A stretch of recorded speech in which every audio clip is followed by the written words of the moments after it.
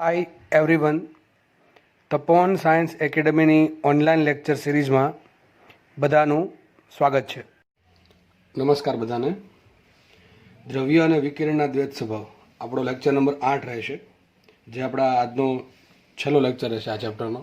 અને અગાઉ જેટલા બી દાખલા ગણાવ્યા છે એની તમારે વ્યવસ્થિત પ્રેક્ટિસ કરવાની છે અને તમને પેપરમાં તમારે એવા જ દાખલા જોવા મળશે, બરાબર? એને લગતા જ બધા. સ્ટાર્ટ કરીએ આપણે. આજે જે દાખલા છે એમાં આપણે અલગ થોડુંક ભણવાનું છે. જોકે આપણે એક ચેપ્ટર ધોરણ 11માં ચાલ્યું હતું સંઘાત, બરાબર, અથડામણ. એનો કોન્સેપ્ટ અહીંયા વપરાય છે. ઘણી વખત દાખલા આવા પૂછી નાખે છે, બરાબર, કે કણ છે, ખાલી કે બેઝિક ફોર્મેટ કયું હશે. એક કણ છે કે ગતિ કરતો હતો, બીજા કણ સાથે અથડાણો, બરાબર, એટલે સંઘાત થયો. સંઘાત આપણને ખબર છે ઘણી બધી ટાઈપના હોય. તમને લગભગ 15 લેક્ચર્સ 15 કલાકના લેક્ચર્સ દરમિયાન સંઘાત વ્યવસ્થિત સમજાયેલો છે. અને આઈ હોપ કે તમને પણ યાદ હશે સંઘાત શું છે એક્ઝેક્ટલી. તો આપણે જોયું તો સ્થિતિસ્થાપક સંઘાત હોય, અસ્થિતિસ્થાપક સંઘાત હોય, બરાબર છે. કે પછી એમાં પાછા થોડુંક ડિટેલમાં જઈએ તો સંપૂર્ણ સ્થિતિસ્થાપક, સંપૂર્ણ અસ્થિતિસ્થાપક, બરાબર છે. રેસ્ટિટ્યુશન ગુણાંક ઈની વાત કરી હતી, એ પણ આપણે જોયેલું છે. સંઘાત બાદની બે કણોની રિલેટિવ વેલોસિટી સાપેક્ષ વેગ છેદમાં સંઘાત પહેલાની બે કણો વચ્ચેની રિલેટિવ વેલોસિટી એટલે કે સાપેક્ષ વેગ, આવું આપણે બધું જોયેલું છે. તો એના આધારિત દાખલા પૂછે કે ભાઈ આવી અથડામણ થાય ત્યારે દ બ્રોગલી તરંગ લંબાઈ શું હોય, એ આપણે ખાસ સમજવાનું છે આજે. ચલો તો વાંચી રકમ શું કહે છે. જો એકબીજાની વિરુદ્ધ દિશામાં દાખલા, હવે જો આમાં દાખલા છે ને અલગ અલગ રીતે બનાવશે. કોઈ બી રીતે દાખલા બનાવી દે, આપણને મગજમાં સિમ્પલ ખ્યાલ હોવો જોઈએ કે અથડામણમાં શું કરવાનું, એ ખબર હોય તમને એટલે વાંધો નહીં આવે, બરાબર. રકમ વાંચીને એક બે દાખલા ગણીને તમને આઈડિયા આવી જશે. એકબીજાની વિરુદ્ધ દિશામાં ગતિ કરતા કણો એક્સ ને વાય ની દ બ્રોગલી તરંગ લંબાઈ લેમડા એક્સ ને લેમડા વાય છે. બે કણ છે એક્સ ને વાય, જે એકબીજાની સામસામા ગતિ કરે છે. ટૂંકમાં ટૂંકમાં આ રીતે આવે છે, બરાબર. જ્યારે અથડામણ થઈ એ પહેલા એની દત્ત કેટલી છે, લેમડા એક્સ લેમડા વાય. હવે આ દત્ત કેમ હોય, એની પાસે દળ હોય, એની પાસે વેગ હોય. આપણને ખબર છે લેમડા બરાબર h/p h/mv. તો દળ અને વેગના કારણે એની પાસે દત્ત કેટલી છે, એક્સ ની દત્ત છે લેમડા એક્સ, એટલે વાય ની દત્ત છે લેમડા વાય.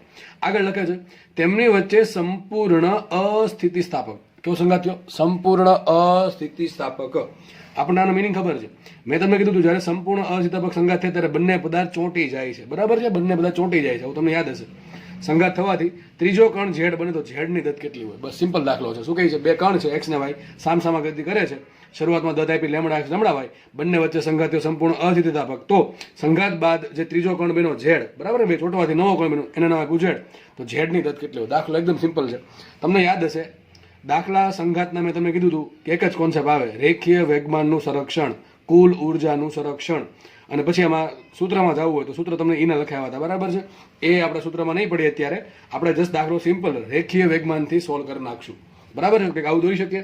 માનો કે કોઈ કણ છે, સિમ્પલ દોરીએ. અહીંયા ધારો કે કોઈ કણ છે, એક્સ કણ છે અને સામે છે વાય કણ, બરાબર. આવું થઈ ગયું. બે કણ સામસામા ગતિ કરે છે. આનો કંઈક વેગ હશે, આનો કંઈક દળ હશે. એ પ્રમાણે આનો પણ કંઈક વેગ હશે, આનું પણ કંઈક દળ હશે, બરાબર છે. એક દળ અને વેગના કારણે શું થશે? વેગમાન ઉત્પન્ન. ધારો કે આનું વેગમાન px છે, આનું વેગમાન py છે. સમજ પડે કે ના પડે?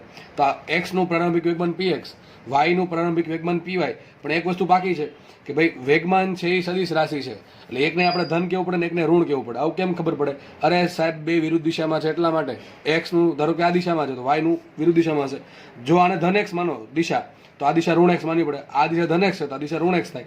આને ઋણ x માનો તો આ ધન x થાય, બરાબર. આપણા હાથમાં છે કોને ધન કેવી કોને ઋણ કેવી. પણ જ્યારે સદિશ રાશિ આવે અને આ પ્રમાણે એક કરતા વધારે દિશા આવે ત્યારે તમારે સદિશ આપવો પડે, જરૂરી છે, બરાબર. બાકી ચાલે. એમ કીધું હોય કે x ને y બંને એક જ દિશામાં છે તો પછી તમે નિશાનીમાં ના જાઓ તો ચાલે, દિશામાં ના જાઓ તો ચાલે. પણ જ્યારે આવી એક કરતા વધારે દિશા ઇન્વોલ્વ થાય અને સદિશ રાશિની વાત આવે ત્યારે તમારે ફરજિયાતપણે દિશાનો સહારો લેવો પડે. ટૂંકમાં ડાયરેક્શન આપવી પડે. કોને ધન કેવી કોને ઋણ કેવી આપણા પર ડિપેન્ડ કરે. ચલો, સંઘાત કેવો થયો?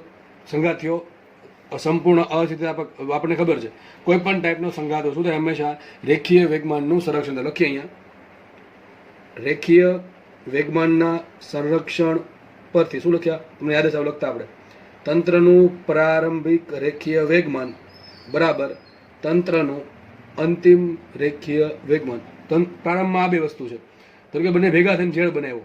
ઝેડ આપણે ખબર નથી કઈ દિશામાં ગતિ કરે છે. ધારો કે ઝેડ છે એ આ પ્રમાણે ગતિ કરે છે, આ ઝેડ છે આ દિશામાં ગતિ કરે. આપણને અત્યારે ખબર નથી કયો ભાઈ ઝેડ છે કઈ દિશામાં જાય છે. ડિપેન્ડ કોના પર કરે? px ને py પર, ઓકે, અને દળ પર. જે કે આપણને એવું કંઈ આપેલ છે નહીં તો આપણે આમ જ થોડું ગણતરી કરવી પડશે. વિચારો, તંત્રમાં પ્રારંભમાં કોણ હતું? એક્સ ને વાય, બરાબર છે. ચલો આનો વેગમાન કેટલો આવશે? પીએક્સ આવશે. તો લખાઈશું તંત્રનું પ્રારંભિક વેગમાન. તો તંત્રમાં પ્રારંભમાં બે વસ્તુ છે, એક્સ ને વાય. ધારો કે એક્સ નું વેગમાન છે પીએક્સ અને વાય નું વેગમાન છે પીવાય, પણ એક વસ્તુ બાકી, આપણે શું લખવું પડે? સદિશ લખવું પડે. લખવું પડશે માટે તંત્રનું પ્રારંભિક વેગમાન શું આવશે? સદિશ પીએક્સ પ્લસ સદિશ પીવાય, બરાબર. આ વાત થઈ ગઈ પૂરી, બરાબર છે. બરાબર શું બનશે? તંત્રનું અંતિમ રેખીય વેગમાન. તંત્રમાં અંતિમમાં કોણ છે? ઝેડ છે ને, તો શું આવશે? પી ઝેડ. આટલી સિમ્પલ વસ્તુ છે.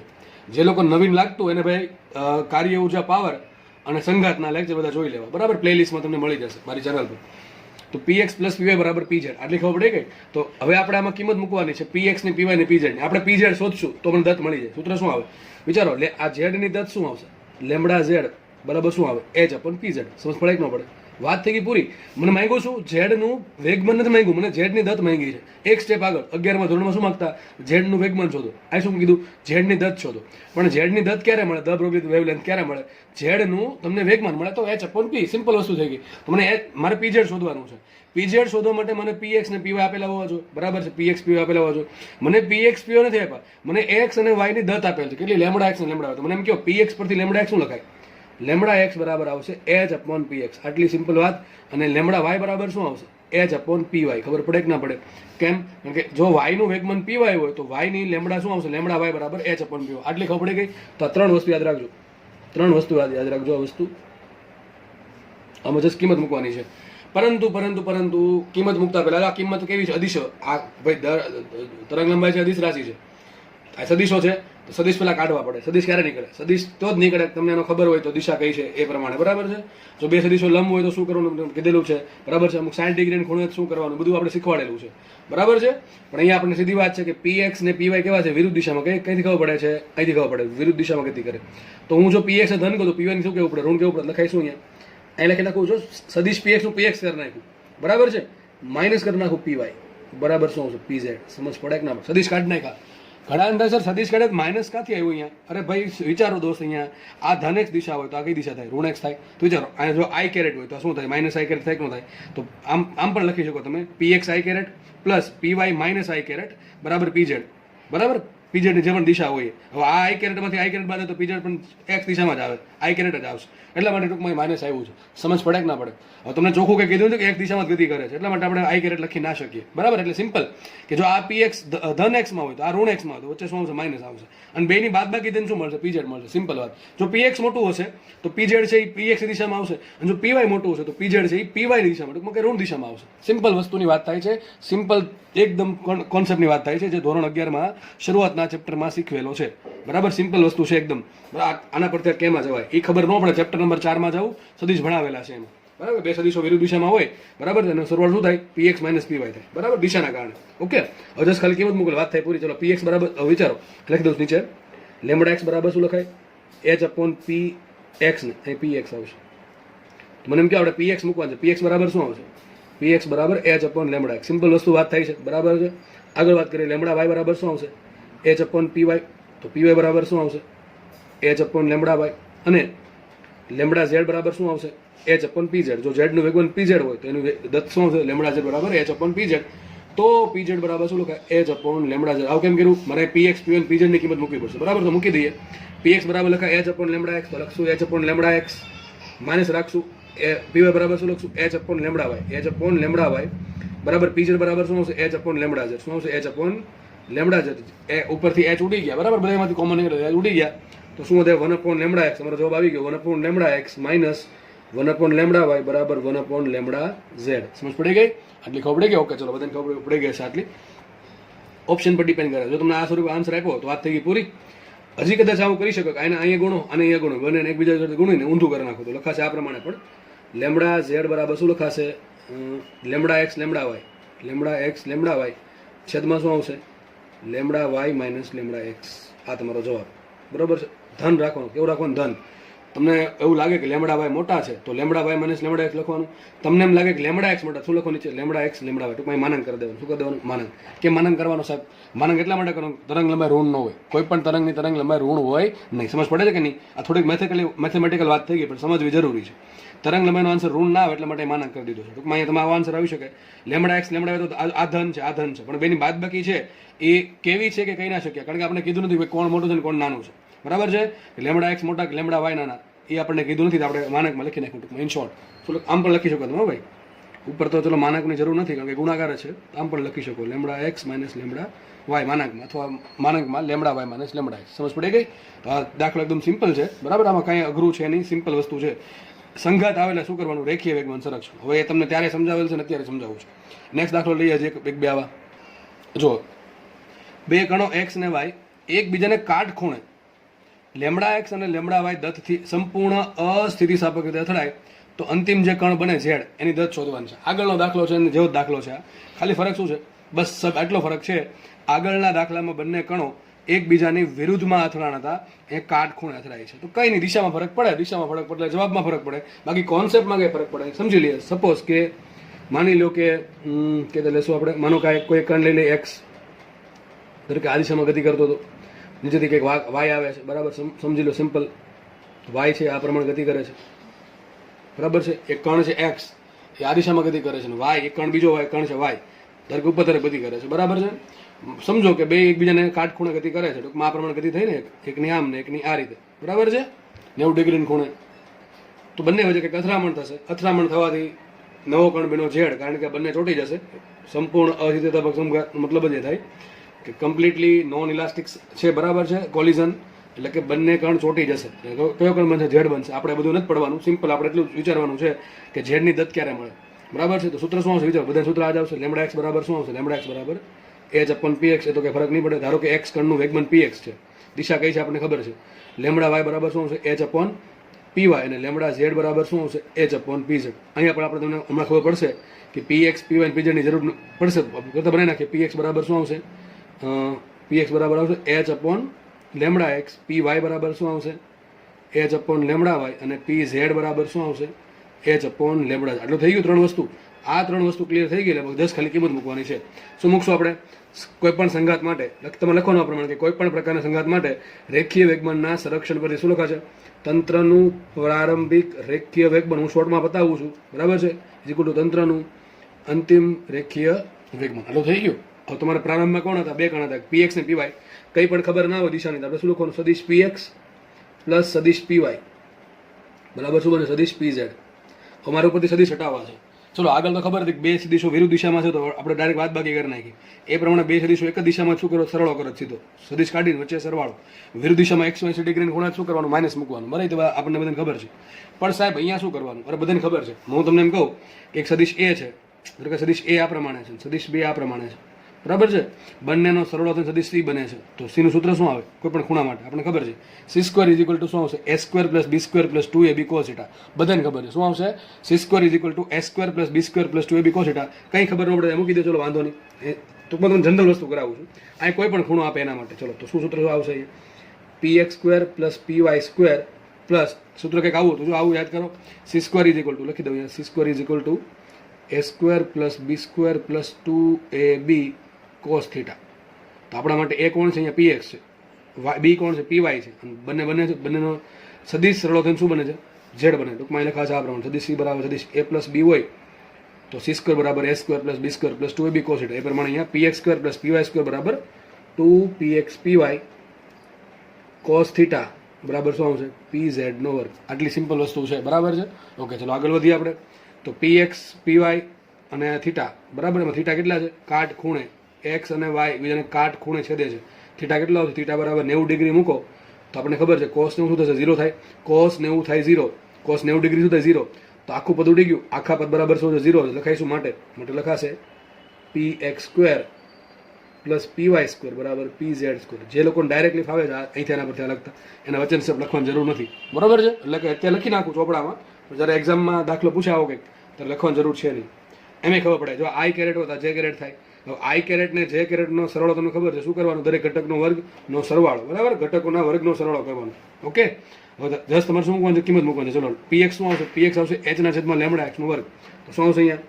H square by lambda X square. Simple વસ્તુ છે. પ્લસ પ્લસ આવશે પીવાય. પીવાય શું છે? એચ બાય લેમડા વાય નો વર્ગ.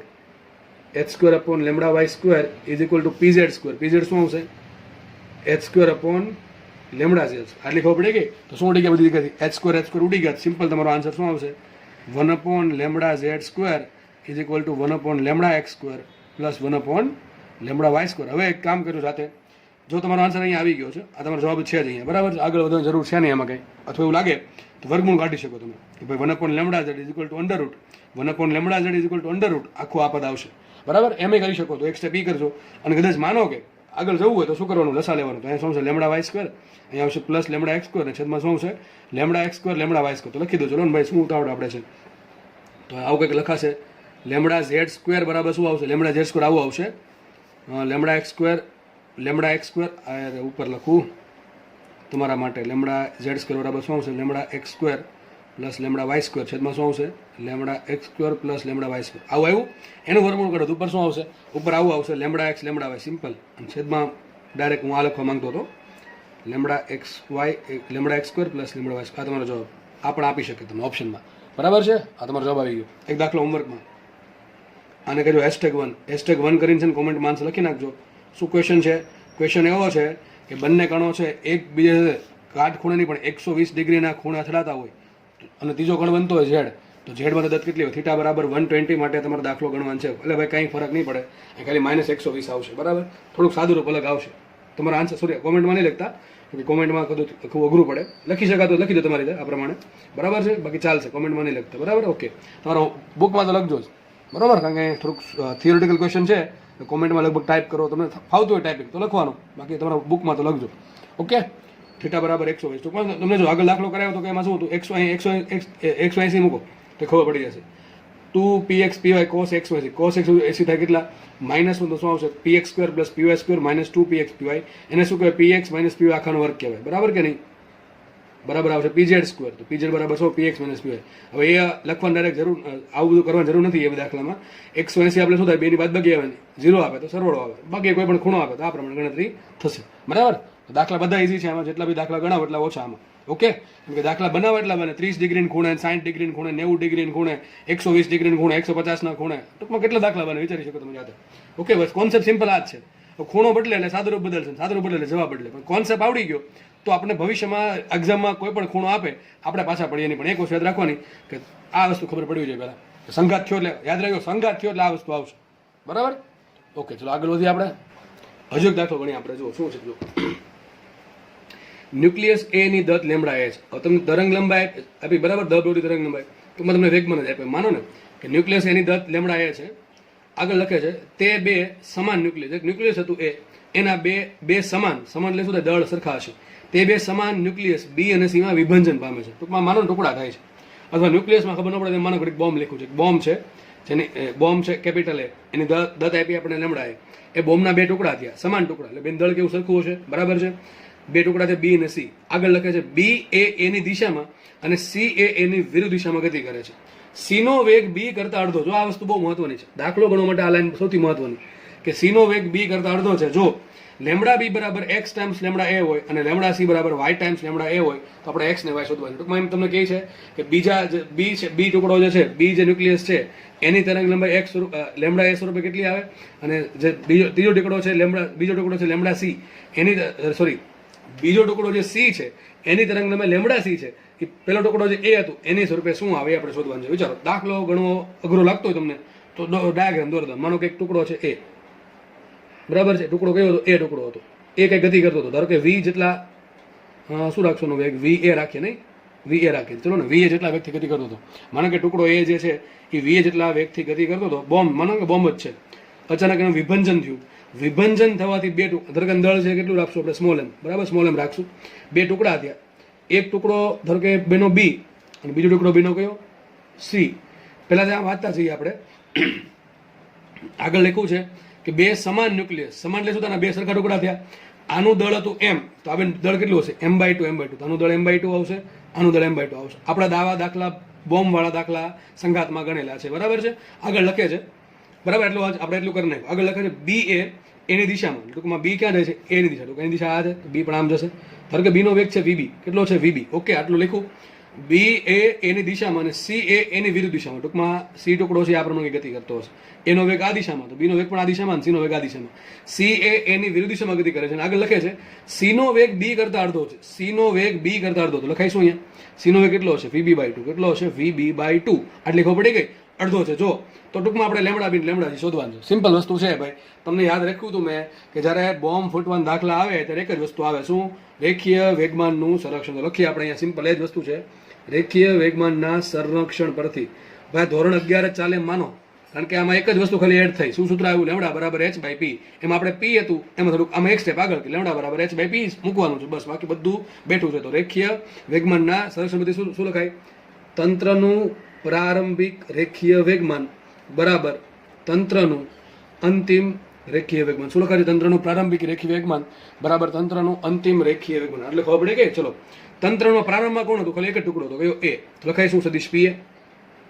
સદિશ પી એ બરાબર શું? સદિશ પીબી. અંતમાં કોણ છે? બી ને સી. તો એનું શું વેગમાન? ભાઈ સદિશ સ્વરૂપે છો એટલે વચ્ચે પ્લસ જ આવશે. સદિશ કાઢો ત્યારે માઇનસ આવશે. બરાબર, આગળ વધીએ આપણે. હવે આપણને સીધી વાત છે કે દળની વાત કીધી આપણે વેગમાન શેમાં મૂકવું પડે? વેગમાન મૂકવું પડે આપણે શેમાં? એમ ને વીમાં. બરાબર, શેમાં મૂકવું પડે? એમ ને વીમાં. બરાબર, એમ અને વી સ્વરૂપે મૂકવું પડે. તો લેમડા સોરી પી એ બરાબર શું લખાય? પી એ બરાબર એનું દળ ગુણ્યા વેગ. ધારો કે આ દિશા છે ને, આ દિશા, અને ધન એક્સ લઈ લઈએ, આ પ્લસ એક દિશા લઈ લઈએ અને વિદુષા માઇનસ એક્સ. તો આ વેગમાન કેવો આવશે? પ્લસ આવશે કે માઇનસ આવશે? પ્લસ આવશે. લખું છું એમ ઇન્ટુ વી એ. એમ ઇન્ટુ વી એ બરાબર બરાબર. આગળ વધીએ. પીબી. પીબી તો આપણને એમ કીધું છે કે જે બી ટુકડો છે એ એની દિશામાં જ ફાટ્યો. બરાબર છે, બોમ્બ ફૂટ્યો. બરાબર છે, એટલે બી ટુકડો જે આગળ વધે છે, કઈ દિશામાં આગળ વધે છે? એની દિશામાં જ આગળ વધે છે. બીનું દળ કેટલું? એ કરતા અડધું. વેગ કેટલો? ધારો કે વીબી, તો શું આવશે? પ્લસ જ આવશે. ધન એક્સ છે એટલે શું આવશે? M by two into V B. હવે ધ્યાનથી સમજવું પડશે. જો જે બીજો ટુકડો છે કયો? સી ટુકડો, એનું દળ કેટલું? M by two. તો આવશે દળ ગુણ્યા વેગ. એનો વેગ કેટલો? બી કરતા અડધો. લખ્યું છે સીનો વેગ બી કરતા અડધો છે, તો વેગ આવશે વીબી બાય ટુ. દિશા કઈ આવશે? દિશા આવશે ઋણ એક્સ. ઋણ એક્સ ના ગણે માઇનસ આવશે. સમજ પડે કે ન પડે? આટલી વસ્તુ ખબર પડવી જોઈએ. સદિશનું થોડુંક પણ નોલેજ હશે તો આટલી વસ્તુ ખબર પડી જશે. તો આપણે કામ કરી શકીએ. જો અહીંથી તમે સાદુરૂપ આપી શકો. સાદુરૂપ એક તો પહેલા જો એમ ઉડી ગયા બધી જગ્યાથી, એમ બધી જગ્યાથી ઉડે. ચલો ઉડાડી દઈએ પહેલા તો શું આવશે? વી એ બરાબર અહીં શું વધે? V B by two. શું વધે અહીંયા? V B by two minus M ઉડી ગયા એટલે શું હશે? V B by four. શું આવશે? V B by four. મને એમ સિમ્પલ વસ્તુ કયો, અડધા વીબી માંથી ચોથા ભાગનું વીબી બાદ થાય તો હજી ચોથા ભાગનું વીબી વધે. તો ખબર ન પડે, દસા લઈ લેવાનું. શું આવશે અહીંયા? V B by four. સાબિત શું થયું? માટે સાબિત થયું કે વીબી બરાબર શું હશે? 4 ટાઈમ્સ વીએ. શું હશે? વીબી બરાબર 4 ટાઈમ્સ વીએ. શું છે? વીબી બરાબર 4 ટાઈમ્સ વીએ. તો વીબી નો વેગ મળી ગયો કેટલો છે? એ કરતા 4 ગણો. ટૂંકમાં એનો વેગ જેટલો હતો એના કરતા એનો જે ટુકડો છે બી ટુકડો, એનો વેગ 4 ગણો છે. તો મને એમ કહો સીનો વેગ કેટલો છે? ધારો કે સીનો વેગ વીસી છે. વીસી બરાબર શું કીધું આપણે? V B by two. આપણે શું કીધું છે? સીનો વેગ જે છે, ધારો કે સીનો વેગ વીસી છે, કેટલો છે? લખી નાખું વીસી. વીસી કેટલો છે? વીબી બાય ટુ કરતા. એવું લખ્યું છે ને, સીનો વેગ બી કરતા અડધો છે. ધારો કે સીનો વેગ કેટલો આવશે? વીસી બરાબર શું છે? V B by two. લખું આપણે, લખી નાખીએ. વીસી બરાબર શું છે? V B by two. કેટલો આવશે? 2વીએ. ટૂંકમાં સીનો વેગ એ કરતા ડબલ હશે. સાબિત એવું થયું કે એ ટુકડાનો વેગ વીએ હોય તો બી ટુકડાનો વેગ હશે 4વીએ અને સી ટુકડાનો વેગ હશે 2એ. એમાં 4વીએ જે વેગ છે બી ટુકડાનો એ એની દિશામાં હશે અને સી ટુકડાનો જે વેગ છે વીસી એ કઈ દિશામાં હશે? વિરુદ્ધ દિશામાં હશે. 2વીએ જેટલા વેગ. આટલી વસ્તુ ખબર પડી કે આટલી વસ્તુ બધાને ખબર પડી જવી જોઈએ. આપણે ફટાફટ એક કામ કરીએ. આપણે શું શોધવાનું છે? લેમડા બી, લેમડા એ, લેમડા સી. ટૂંકમાં લેમડા બી અને લેમડા સી ના આન્સર લેમડા એ સ્વરૂપે લાવવા છે. આપણે કઈ ત્રણે શોધીએ. ચલો વિચાર કરો. સૂત્ર શું આવે? લેમડા એ બરાબર આવશે h અપોન પી એ. એનું વેગમાન શું આવ્યું? દળ ને વેગ સ્વરૂપે આવ્યું. તો શું આવશે અહીંયા? એ ટુકડાનું દળ. સીધું લખી નાખું છું. એ ટુકડાનું દળ કેટલું? એમ. એ ટુકડાનું વેગ કેટલો? વીએ. વાત થઈ ગઈ પૂરી. આને આપણે સમીકરણ નંબર 1 આપો, 2 આપો, જે તમારે આપવો હોય. આગળ વાત કરીએ લેમડા બી. ચલો લેમડા બી બરાબર, ધ્યાનથી સમજો ભાઈ. લેમડા બી બરાબર શું આવશે? h upon PB. h ભાગ્યા બી નું વેગમાન પીબી. ઓકે, આગળ વધીએ. h એમ રાખો. પીબી શું આવશે? પીબી શું આવશે વિચારો? બીજા ટુકડાનું દળ, બી ટુકડાનું દળ એમ બાય ટુ ઇન્ટુ એનો વેગ કેટલો છે? એનો વેગ વીબી. મૂકી દઈએ VB is equal two h upon. જો વીબી આપણે હવે બીનો લેમડા બીનો આન્સર લેમડા એ સ્વરૂપે લાવવાનું છે. લેમડા બરાબર શું છે? h upon M V. તો વીબી બરાબર મારે એ સમથિંગ લખવું પડે. એટલા માટે આ વસ્તુ કરી. સમજ પડે હું શું બોલું છું? મારે લેમડા બી છે એ લેમડા એ સ્વરૂપે લાવવાનું છે. લેમડા એ છે h અપોન એમવીએ. ચલો અહીં h અપોન એમ તો આવી ગયું, પણ વીબી ની જગ્યાએ વીએ લાવવું પડે. વીબી બરાબર કેટલા વીએ છે એ શોધી નાખ્યું સાઈડમાં. એટલા માટે શોધું છે. દરેક વસ્તુનું કંઈક કારણ છે. આ કરવાનું કારણ આ છે. બરાબર. અમે વીબી બરાબર શું મૂકવું છે? 4વી. એટલા માટે તો મૂકીએ અહીંયા એમ બાય ટુ એમ નેમ ઇન્ટુ વીબી બરાબર શું છે? 4 ટાઈમ્સ વીએ. તો શું આવશે? એચ ના છેદમાં એ બે વધશે ને, 2mVA. ખબર પડે કે ન પડે? શું આવશે? લેમડા બી બરાબર h ના છેદમાં 2mVA. પરંતુ સાહેબ h અપોન mVA ટૂંકમાં આ પદ બરાબર શું લખાય? લેમડા એ લખે. સાબિત શું થયું? લેમડા બી બરાબર શું છે? લેમડા બી બરાબર લેમડા એ ભાગ્યા 2 શું આવશે? આટલી ખબર પડી કે ન પડી? તો તમારો આન્સર આવી ગયો. લેમડા બી બરાબર શું આવશે? લેમડા એ ભાગ્યા 2. તો વિચારો તમને શું કીધું? લેમડા બી બરાબર એક્સ ઇન્ટુ લેમડા એ. તો એક્સ બરાબર શું આવશે? 1/2. શું આવશે? એક્સ બરાબર 1/2. આટલી બુદ્ધિ ચાલવી જોઈએ લખવાની. બરાબર, આપણે આગળ વધીએ. થઈ ગયું આટલું? આગળ વધુ આપણે જુઓ. તો ટૂંકમાં તમને લેમડા બી મળી ગયા. સેમ વસ્તુ લેમડા સી માટે કરવાનું છે. લેમડા સી બરાબર શું આવશે? એચ અપોન પીસી. ટૂંકમાં સીનું વેગમાન. ચલો સીનું વેગમાન શું આવશે? જોઈ લે આકૃતિ આપણે. સીનું દળ કેટલું? m/2. સીનું દળ m/2 ગુણ્યા વેગ. વેગ કેટલો? ધારો કે વીસી છે. બરાબર ને?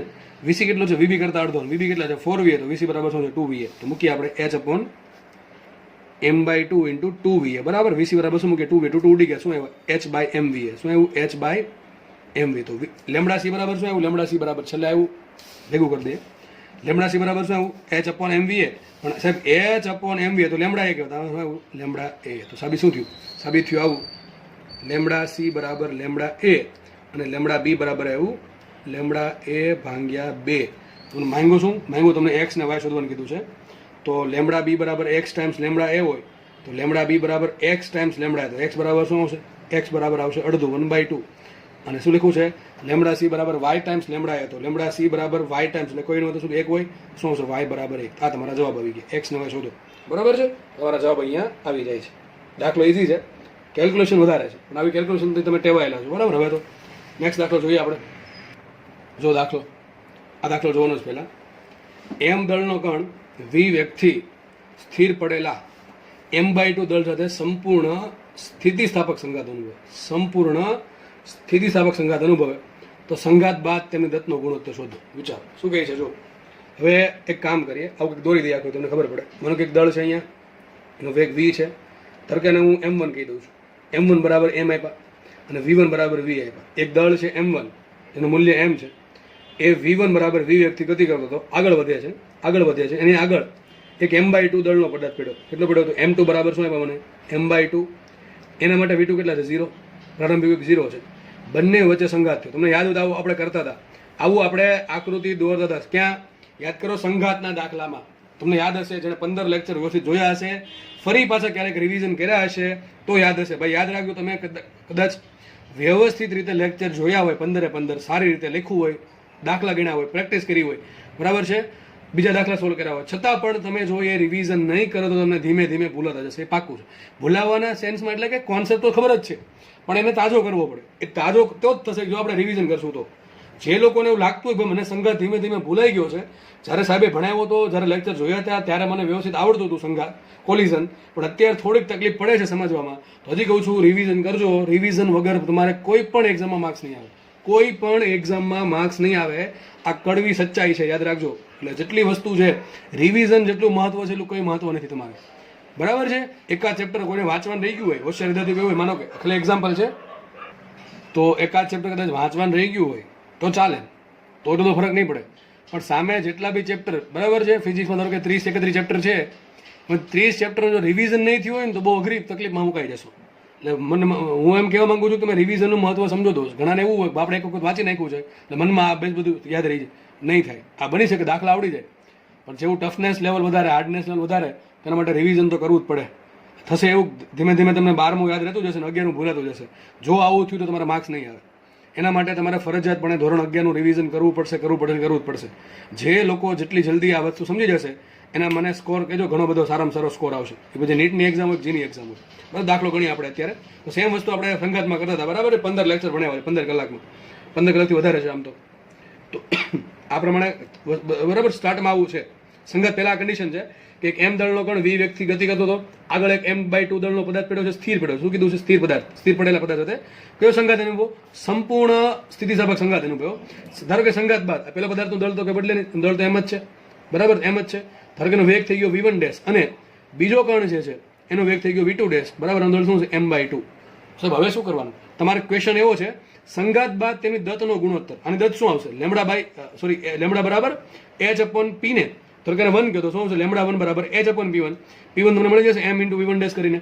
અને આનું સૂત્ર શું આવશે? લેમડા 2 બરાબર h/p2. p2 શું આવશે? m/2 × v2. પણ સાહેબ એના માટે તમારે p1 ને v2 શોધવા પડે.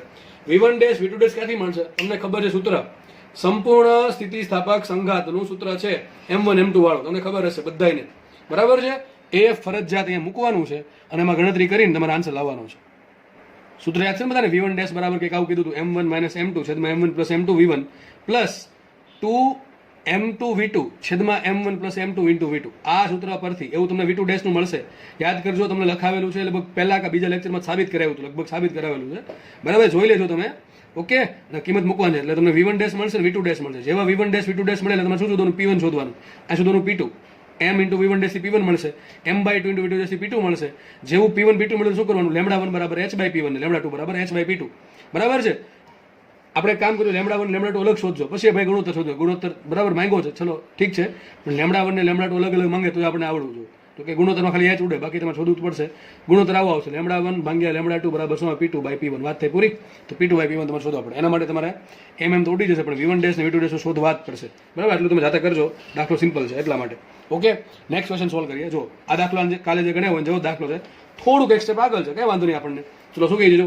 સ્થિર પડેલા m દળ અને e વિદ્યુત ભાર પર એક વિદ્યુત ભાર છે, એનું દળ સ્મોલ m છે, એ સ્થિર હતો. ટૂંકમાં v0 કેટલા આપ્યા? 0 આપ્યા. લખી શકીએ v0 બરાબર 0 છે. ઓકે, આગળ લખે છે એના પર બાહ્ય અચળ વિદ્યુત ક્ષેત્ર E લાગુ પડ્યો. એક કણ હતો, એક વિદ્યુત ભાર, સોરી કણ ને વિદ્યુત ભારિત કણ હતો. બરાબર, એ વિદ્યુત ભારિત કણનું દળ m છે, વિદ્યુત ભાર E છે, એ સ્થિર હતો. અને એના પર અચાનક શું કર્યું? આપણે બહારથી વિદ્યુત ક્ષેત્ર પ્રોવાઈડ કર્યું E. આપણને ખબર છે વિદ્યુત ક્ષેત્ર પ્રોવાઈડ કરશો એટલે એના પર બળ લાગે. હવે કઈ દિશામાં બળ લાગે આપણે કીધું છે નહીં, ખાલી એવું કીધું છે વિદ્યુત ભાર E છે. આપણે ધન E રાખીએ, બરાબર, પ્લસ E રાખશું. ઓકે છે, તો એના પર બળ લાગશે કે નહીં લાગે? કોના કારણે બળ લાગે? વિદ્યુત ક્ષેત્રના કારણે બળ લાગે. ચલો કેટલું બળ લાગે લખીએ આપણે. F બરાબર QE. કેટલું બળ લાગે? F બરાબર QE. તો મૂકીએ કિંમત F બરાબર, તો કેવા બે દાખલા લગભગ ગણાવેલા છે, પ્રોટોન વાળો ને એક ઇલેક્ટ્રોન વાળો. બરાબર, લગભગ લાસ્ટ લેક્ચરમાં જ Q બરાબર શું આવશે? E આવશે. અને વિદ્યુત ક્ષેત્ર E જ આપ્યું છે. મારે કામ કરવું પડશે F બરાબર ma પરથી એ પ્રવેગ નું. શું આવશે? પ્રવેગ A બરાબર E અપોન m. શું આવશે? E upon m. આપણને ખબર છે E અચળ છે, કેપિટલ E લખ્યું છે, બાહ્ય અચળ વિદ્યુત ક્ષેત્ર, તો કેપિટલ E અચળ છે અને દળ તો અચળ છે, એટલે પ્રવેગ કેવો થશે? પ્રવેગ થાય અચળ. પ્રવેગ અચળ હોય તો તમે શું કરી શકો? અચળ પ્રવેગી ગતિના સમીકરણ વાપરી શકો. તો અચળ પ્રવેગી ગતિ મારે કીધું શું છે? વિદ્યુત ક્ષેત્ર લાગુ પાડતા તે પ્રવેગિત થાય છે, તો t સમય બાદ તેની દત્તમાં થતો ફેરફારનો દર. t સમય બાદ તેની દત્તમાં થતા ફેરફારનો દર. એક કામ કરીએ, t સમયમાં પહેલા દત્ત શોધી નાખીને પછી એમાં ફેરફારનો દર સમજીએ આપણે શું છે એ વસ્તુ. તો મારે દત્ત શોધવી પડે. દત્ત શોધવા માટે મારે જોઈએ શું? વેગ જોઈએ, λ બરાબર h અપોન p પરથી. બરાબર છે? વેગ માટે સૂત્ર કયું આવશે? અચળ પ્રવેગી ગતિનું સમીકરણ v બરાબર v0 પ્લસ, એટલે મૂકીએ v બરાબર v0 પ્લસ 80. એમાં v0 શું મૂકશું? 0 મૂકીએ વધે શું? માટે v બરાબર 80. આગળના દાખલામાં ગણ્યા છે લાસ્ટ લેક્ચરમાં, એમાં v0 કંઈક હતા આપ્યા હતા, અહીંયા આપણે નથી આપ્યા, 0 મૂકી દીધા. એ બરાબર શું આવશે? E upon m. તો E અપોન m ઇન્ટુ તમને શું મળી ગયો? વેગ મળી ગયો. વેગ મળ્યા પર શું કરશું? લેમડા મૂકી દઈએ કિંમત. ચલો સૂત્ર શું આવશે? માટે લેમડા બરાબર આવશે h upon mv. Simple m h upon p. મૂકીએ કિંમત, માટે લેમડા બરાબર આવશે. એક કામ કરે, પેલા આમ જ રાખીએ આપણે, છેલ્લે કિંમત મૂકી દઈશું, કારણ કે માંગ્યું શું છે તમને? શું માંગ્યું છે? દ બ્રોગલી તરંગ લંબાઈમાં થતા ફેરફારનો દર. ઘણા કહે સર ખબર ન પડે દત્તમાં ફેરફાર શું કામ થાય? દત્તમાં ફેરફાર વિચારો, દત્ત કોની બની છે? લેમડા બરાબર 3 વસ્તુ બની છે, h mv. h અચળ બદલાય, h અચળ છે, ચલો h તો અચળ છે, તો h ના કારણે લેમડામાં કોઈ ચેન્જ નહીં આવે. દળ પણ અચળ છે, કણનું દળ તો અચળ છે, બરાબર, એના કારણે ચેન્જ નહીં આવે. વધો વેગ v. મને એમ કહો વેગ અચળ છે સર, એ ક્યાંથી ખબર પડે? અહીંથી ખબર પડે. જો v બરાબર શું આવ્યું? 80. એ શું છે? E upon m into t. ચલો E કેવા? અચળ. કેપિટલ E કેવા? અચળ. m કેવા? અચળ. સમય તો સર વધશે, સમય વધશે તો વેગે વધશે, અને જો વેગ વધશે તો તરંગ લંબાઈ ઘટે, દત્ત ઘટે તો દત્તમાં ફેરફાર કોના કારણે આવે? વેગના કારણે. વેગમાં ફેરફાર કોના કારણે આવે? સમયના કારણે. તો ક્વેશ્ચન શું છે? દત્તમાં થતા ફેરફારનો દર. દર લખ્યું એટલે કોનો દર સમજવાનો? સમય દર મોટા ભાગના કેસમાં. તો આપણે આવું સમજવાનું છે કે t સમય બાદ તેની દત્તમાં થતા ફેરફારનો સમય દર શોધવાનો છે. સમય દર કોને કહેવાય? સમય સાથે લેમડામાં શું ચેન્જીસ આવે તો આપણને ખબર છે, ઇન શોર્ટ કહેવાય ને d લેમડા બાય dt. શું કહેવાય? d lambda by dt. આ વસ્તુ કરવાની છે, વિચારો. હવે આ બધાને આવડવું જોઈએ. આ પદનું વિકલન કરતા બધાને આવડવું જોઈએ. ચલો વિકલન કરતા આવડશે કે નહીં આવડે? તમે કામ કરો, છો એક કામ કરી શકો તમે, એક કામ કરો, h અપોન mv છે ને, અને આમ લખાય h ભાગ્યા m ઇન્ટુ v. આમ લખાય ના લખાય? પહેલા આમ શું કામ લખું? તો કે તમે આમે કરી શકો છો, પણ સિમ્પલ આ સારું રહેશે, ઇઝી રહેશે. બરાબર, કારણ કે h અચળ છે ને m અચળ છે. તો કામ કરવાનું છે આપણે, લેમડાનું વિકલન કરીએ આપણે, સોરી લેમડાનું વિકલન કરવાનું છે t સાપેક્ષે. ડાયરેક્ટ નો ભાજો, બે રીત છે આમાં, મેં થોડા ખબર છે બે રીત કઈ કઈ. એક તો તમે આમે કરી શકો d lambda by dv into dv by dt. તો સેમ વસ્તુ થશે, આ જ થશે. બરાબર છે? આ જ વસ્તુ થશે. ઓકે, અને આમ ન ભાઈ ડાયરેક્ટ ભાઈ વિકલન કરો ડી લેમડા બાય ડીટીનું. ચલો એના માટે તમારે ભાગાકારનો નિયમ વાપરવો પડે. શું થશે વિચારો? ભાઈ છેદનો વર્ગ, છેદ શું છે વી, તેનો વર્ગ કરો, છેદનો વર્ગ, પછી છેદ અચળ રાખીને અંશનું વિકલન, અંશ શું છે ડી બાય ડીટી, અંશ શું છે એચ બાય એમ. ભાઈ આ આવડવું જોઈએ. જેને આ નથી આવડતું એક કામ કરે, લગભગ તમને ચેપ્ટર નંબર 3માં શીખવાડેલું છે વિકલન, બરોબર છે, એ જોઈ લેજો. અથવા હમણાં ધોરણ 11માં એક લેક્ચર મૂક્યો છે વિકલન આધારિત. મેથ્સ વાળાને તો કોઈ વાંધો નહીં હોય, મેથ્સ વાળાને હજી આમાં વાંધો હોય તો મેથ્સ બહુ અઘરું છે એવું માની લેવું, બરોબર છે. જોકે નહીં કોઈને વાંધો નહીં, આટલું વિકલન તો બધાને આવડતું જ હશે. ખાસ બાયોલોજી વાળા માટે છે કે આ કદાચ ભાગાકારનો નિયમ યાદ ના હોય, બની શકે યાદ ના હોય, બરાબર છે. યાદ ના હોય તો જોઈ લેવું, બરાબર, અથવા અહીંયા શીખી લો. શું કરવાનું? છેદનો વર્ગ કરો, પછી છેદને અચળ રાખીને અંશનું વિકલન કરો. અંશનું શું છે એચ બાય એમ, અંશનું વિકલન માઇનસ કરવાનું, અંશને અચળ રાખીને, અંશ શું છે એચ બાય એમ, અંશને અચળ રાખીને છેદનું વિકલન, છેદમાં શું છે વી, ડીવી બાય ડીટી, કોની સાપેક્ષ? સમય સાપેક્ષ. આ થઈ ગઈ વાત પૂરી. તો ડી લેમડા બાય ડીટી, તો ડી લેમડા બાય ડીટી બરાબર શું મળશે? અથવા ભાઈ મેથ્સ વાળા તમે આમે કરી શકો છો, ડી લેમડા બાય ડીવી કરો તો ખબર પડી જાય -1/v² આવશે, ઇન્ટુ શું કરવું પડે? Into D V by D T, D V by D T અહીંથી મળી જશે, ઈ અપોન એમ જેવો આન્સર આવશે, બરાબર, ઇન્ટુ ગુણાકારનું.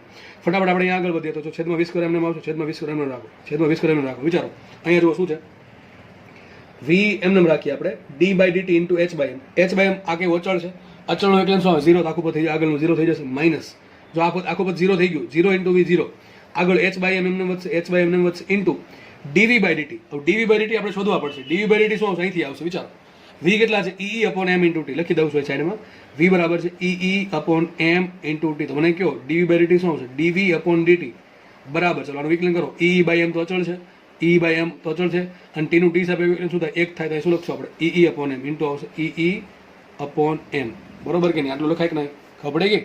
તો જવાબ આવી ગયો. માટે ડી લેમડા બાય ડીટી બરાબર શું આવશે? વિચારો, minus H by M, minus H upon E M upon M square, બરોબર કે નહીં? H E M upon M square, minus એનો રાખવાનું, વી સ્ક્વેર શું આવશે? વી સ્ક્વેર આવશે આ E square T square by M square. શું આવશે? E square T square by M square. ખબર પડી કે નહીં? તો તમારો જવાબ આવી ગયો છે. એમ સ્ક્વેર ઉડી ગયા, ઉપર જો શું વધશે? તો માઇનસ એચ વધશે, માઇનસ એચ વધશે, ને છેદમાં શું આવશે? એમ સ્ક્વેર ગયા, ઈ ગયા, તો શું આવશે અહીંયા? ઈ ટી સ્ક્વેર. આ તમારો જવાબ. કે ભાઈ જે દત્ત છે, દત્ત એમાં સમય સાથે આ પ્રમાણે ચેન્જ આવે. સર આ માઇનસ શું બતાવે છે? માઇનસ બતાવે છે ઘટાડો, સમય જેમ વધે એમ લેમડા ઘટે. માઇનસ એમ કહે છે થાય એવું, થાય છે એવું. જેમ સમય વધશે, જેમ સમય વધે એમ વેગ વધે, જેમ વેગ વધે એમ લેમડા ઘટે. તો જે અંતિમ તરંગ લંબાઈ હશે પ્રારંભિક કરતાં કેવી ઓછી હોય, એટલા માટે ફેરફાર શું આવ્યો? માઇનસમાં આવ્યો. માઇનસ શું બતાવે છે? લેમડા છે એ સમય સાથે આ મુજબ ઘટશે. જોકે આવા દાખલા મોસ્ટલી જીમાં આવે છે, દાખલો જીનો જ છે. નીટમાં ક્યારેક ચાળા આવા બહુ ઓછા કરે, નીટવાળા એનટીએ વાળા, બરાબર છે, પણ પૂછી ના કરે, તમને આવડવું ટૂંકમાં ફેરફાર માંગે તો આ પ્રમાણે ગણતરી કરવાની, બરાબર. ફેરફાર સમયનો ફેરફારનો દર એટલે ટૂંકમાં શું થશે? આ પ્રમાણે વિકલન કરવું પડશે. આ થોડુંક પદ અલગ છે, કારણ કે છેદમાં પદ જો અંશ અચળ છે પણ છેદ બદલે છે, એટલા માટે છેદ આપણે વિકલન કરવું પડશે, આ પ્રમાણે કરવું પડશે, બરાબર. ઓકે, ચલો આગળ વધીએ. નેક્સ્ટ દાખલો જોઈએ. નેક્સ્ટ દાખલો તમને બધાને આવડવો જોઈએ, બધાને દાખલો આવડવો જોઈએ. ટ્રાય કરો, જાતે આવડી જાય, બરાબર છે. પછી હું ગણાવું જોઈ લેવું. ચલો શું કહે છે? જો દાખલા આપણે આગળ ગણેલા એટલા માટે કહું છું. વિદ્યુત ક્ષેત્ર ઈ આપ્યું, કેટલું આપ્યું? -E0 k caret. ટૂંકમાં આમાં ખાલી દિશા ઉમેરી છે. આગળ જે વસ્તુ હતી ને કે વિદ્યુત ભાર અને વિદ્યુત ક્ષેત્ર મૂકો, એ જ દાખલા, પણ દિશા થોડાક છે. એટલે શું સદિશને સોલ્વ કરતા તમને આવડે તો દાખલો આરામથી સોલ્વ થઈ જશે. ચલો શું કહે છે? વિદ્યુત ક્ષેત્ર સદિશ ઈ બરાબર -E0 k કેરેટ વિદ્યુત ક્ષેત્રમાં એમ દળનો કણ, એટલે જો વિદ્યુત ભારિત કણ, એમ દળનો વિદ્યુત ભારિત કણ પ્રારંભિક વેગ સદિશ v બરાબર v0 i caret v0 j caret ના વેગથી દાખલ થાય છે. તેની પ્રારંભિક દત્ત લેમડા 0 છે. તો t સમય બાદ તેની દત્ત શોધો. લખી નાખજો. વિદ્યુત ભાર કેપિટલ E લેવો, તેનો વિદ્યુત ભાર E લેવો, જે આપ્યો લઈ લેવો, વાંધો ચલો E લઈ લઈએ આપણે. તો ક્યુ કહેતો ક્યુ લેવો, આપણે E રાખીએ સિમ્પલ. ચલો તો ક્યુ રાખો, ક્યુ રાખો, ચલો ક્યુ લઈ લઈએ, જનરલ વસ્તુ ક્યુ લેવો, કઈ વાંધો નહીં. ચલો તો દાખલા આગળ ગણવા છે. શું મને કીધું? જો એક કણ છે, એનો પ્રારંભિક વેગ કેટલો છે? એનો પ્રારંભિક વેગ આટલો છે. આ પ્રારંભિક વેગ છે. લખીએ આપણે એનો પ્રારંભિક વેગ. શું આપ્યો? સદિશ v બરાબર v0 i caret plus v0 j caret. મને કહો પ્રારંભિક વેગનું મૂલ્ય શું હશે? લખીએ આપણે પ્રારંભિક વેગનું મૂલ્ય શું હશે? વિચારો. સદિશનું મૂલ્ય શું કરવાનું પડે? x ઘટકનો વર્ગ, y ઘટકનો વર્ગ, બંનેના વર્ગનો સરવાળો. તો આનો વર્ગ કરો, v0 સ્ક્વેર, આનો વર્ગ કરો v0 સ્ક્વેર, બંનેના વર્ગનો સરવાળો. તો શું આવશે? v0 સ્ક્વેર પ્લસ v0 આવશે 2v0 અને એનું વર્ગમૂળ શું આવશે √2v0. આટલી વસ્તુ તો બધાને આવડવી જોઈએ, આટલી વસ્તુ તો આવડવી જોઈએ આ લેવલ પર પહોંચીને. ધોરણ 12ના આ લેવલ પર હજી જો આ ન આવડતું હોય તો આપણે ગંભીર સમસ્યામાં છે, માની લેવું. બરાબર છે, બની શકે બોર્ડે માંડ પાસ થાય. સમજ પડે કે નહીં કે સદીશનું મૂલ્ય કઈ રીતે શોધવું, એ હજી ફાંફા પડતા હોય તો બહુ અઘરી મુશ્કેલીમાં તમે છો. બરોબર છે, ટૂંકમાં આપણે આગળ કંઈ કર્યું નથી એવું સાબિત થાય. તો પ્રારંભિક વેગનું મૂલ્ય મને આટલું મળ્યું. મને પ્રારંભિક દતે આપી, કેટલી આપી λ0. સૂત્ર શું આવશે λ0નું? તો પ્રારંભિક દત કેટલી છે λ0. સૂત્ર શું આવશે λ0 બરાબર h/p0 પ્રારંભિક વેગમાન. બરાબર કે નહીં? અથવા h/mv0 m × v0 મૂકવા પડશે. દળ કેટલું એનું m છે પણ પ્રારંભિક કેટલો છે √2v0. આ મૂકવું પડે. બરાબર, એ ભૂલ પડવાનો ચાન્સીસ છે. ફરીથી સમજો, પ્રારંભિક દ બ્રોગલી તરંગ લંબાઈ તમને આપી λ0. બરાબર છે, પ્રારંભિક દત આપી λ0. સૂત્ર શું આવે પ્રારંભિક દતનું? h/p0 પ્રારંભિક વેગમાન. બરાબર છે. હવે પ્રારંભિક વેગમાન શું હોય? દળ ગુણ્યા પ્રારંભિક વેગ. હવે પ્રારંભિક વેગ છે એ સદિશ સ્વરૂપે નથી મૂકવાનું. લેમડા અદિશ રાશિ છે તો બધી એમાં જે વસ્તુઓ છે પણ અદિશ જ આવશે. બરોબર કે નહીં? તમારે વેગનું મૂલ્ય મૂકવું પડે, પ્રારંભિક વેગનું મૂલ્ય મૂકવું પડે. એટલા માટે આ સ્ટેપ શોધું. તમને આઈડિયા આવવો જોઈએ સર આ સ્ટેપ કેમ ગણ્યું હશે. હું ભાઈ હંમેશા કહું છું કે હું એક પણ સ્ટેપ વધારાનો કોઈ દિવસ ગણીશ નહીં. ગણવા પાછળ કંઈકનું કંઈક કારણ હોય. હવે તમને ધીમે ધીમે હું ના કહું તો પણ તમને સમજ પડવી જોઈએ. આ ગણવા પાછળનું કારણ એ છે કે મારે પ્રારંભિક દત શોધવી હતી. કેમ શોધવી હતી? આપી છે, મારે આન્સર છે λ0 સ્વરૂપે લાવવાનો છે. અમારો આન્સર ડાયરેક્ટલી λ0 સ્વરૂપે નહીં આવે. મારો આન્સર તો HMV ટૂંકમાં એ સ્વરૂપે આવશે. બરાબર છે, એટલા માટે મારે λ0 પેલા શોધી નાખી સાઈડમાં આપણે. તો λ0 બરાબર આવશે h/છેદમાં પ્રારંભિક વેગમાન. પ્રારંભિક વેગમાન શું થાય? દળ ગુણ્યા વેગ. વેગનું મૂલ્ય આવશે. મને વેગ આપ્યો પણ કેવો આપ્યો? સદિશ સ્વરૂપે આપ્યો. એનું મારે મૂલ્ય શોધવું પડે. તો v બરાબર આપ્યા v0 i caret plus v0 j caret. એ પ્રારંભિક વેગ છે.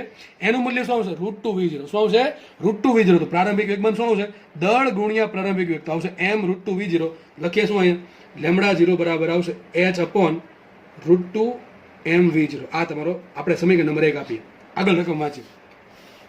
હવે આ બિચારો વિદ્યુત ભાર જે છે ક્યુ વિદ્યુત ભાર m દળનો વિદ્યુત ભાર બરાબર છે ક્યુ વિદ્યુત ભાર આટલા વેગથી v0 સદિશ v બરાબર v0 i caret plus v0 j કેરેટના વેગથી ગતિ કરતો હતો ત્યારે તરંગ લંબાઈ આટલી હતી, દત આટલી હતી.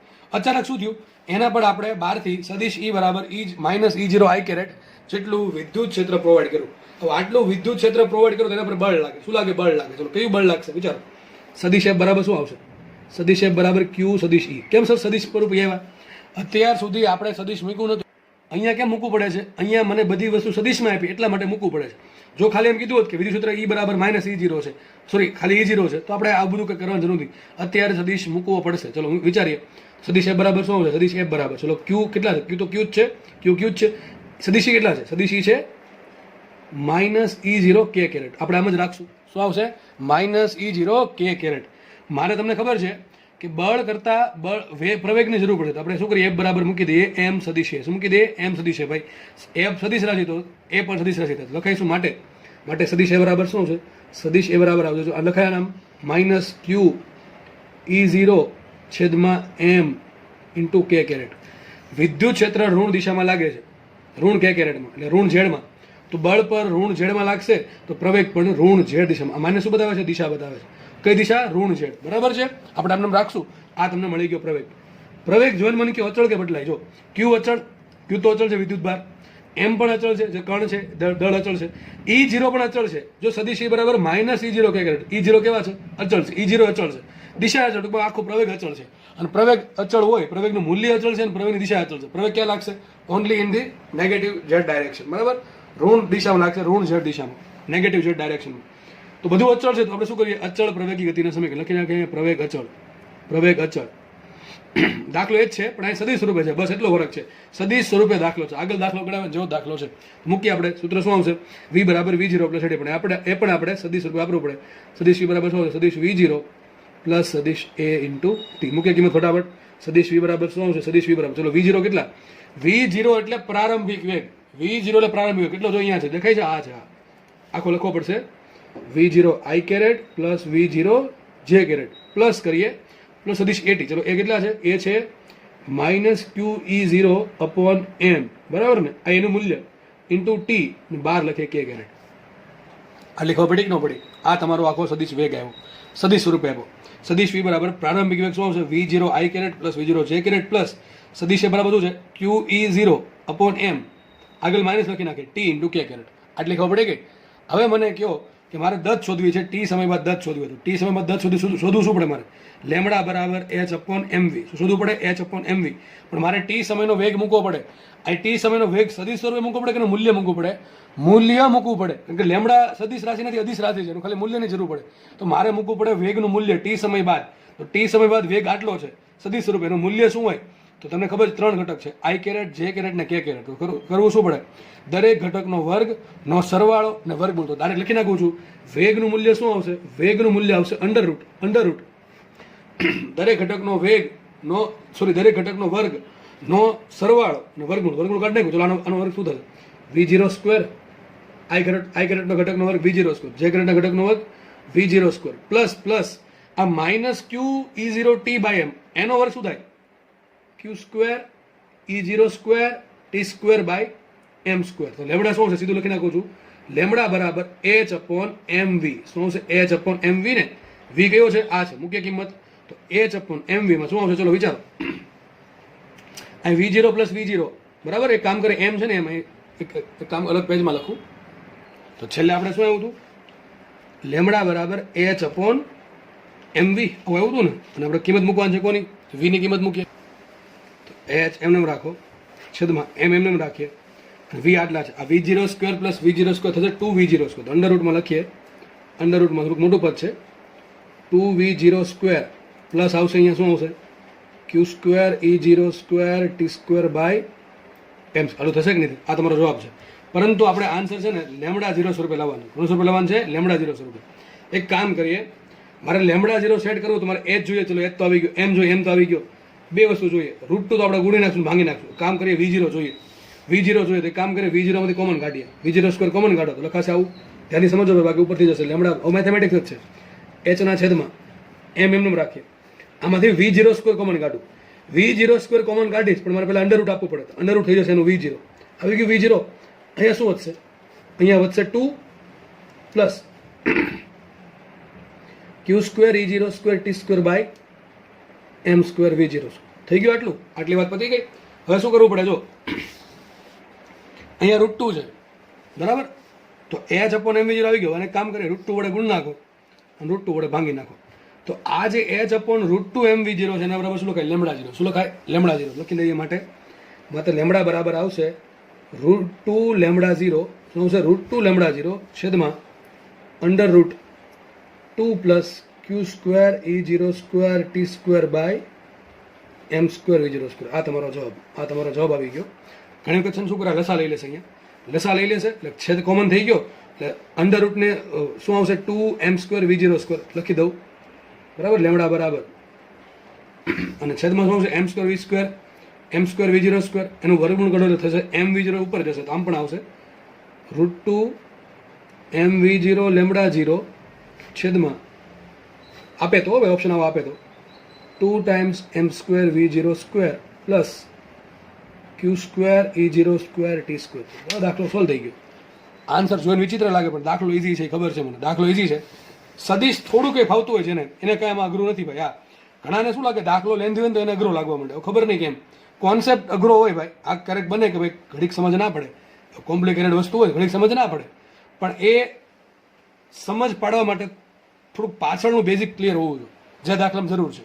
હવે આ દાખલામાં તમને સદિશની નોલેજ ના હોય તો દાખલો 100% તમને અઘરો જ લાગશે, કંઈ સમજ નહીં પડે આમાં. સદિશ આવડવા જરૂર, સદિશની ટૂંકમાં પાછળ જે બી કોન્સેપ્ટ ચાલે છે એ આવડવા જરૂરી છે. જેમ કે f બરાબર q. હવે આ તમને ખબર છે સૂત્ર ક્યાંથી આવ્યું તો તમે તકલીફમાં મુકાઈ દો બરાબર. એટલે મને કહું છું પાછળનો કોન્સેપ્ટ ક્લિયર રાખવા, એટલે એના માટે રિવિઝન જોઈએ.